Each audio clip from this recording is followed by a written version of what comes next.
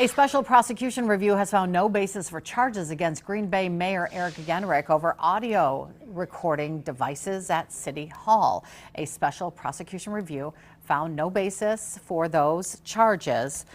Fond du Lac County DA looked at whether microphones installed in 2021 and 2022 in public hallways near the council chambers and mayor's office illegally recorded private conversations under Wisconsin's electronic surveillance law.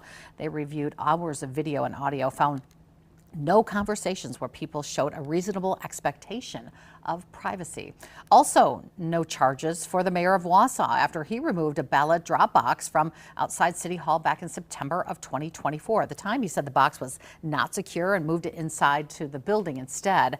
The bipartisan review of the matter concluded that there are no specific statutory protections for ballot boxes, and there was not enough probable cause for a misconduct charge.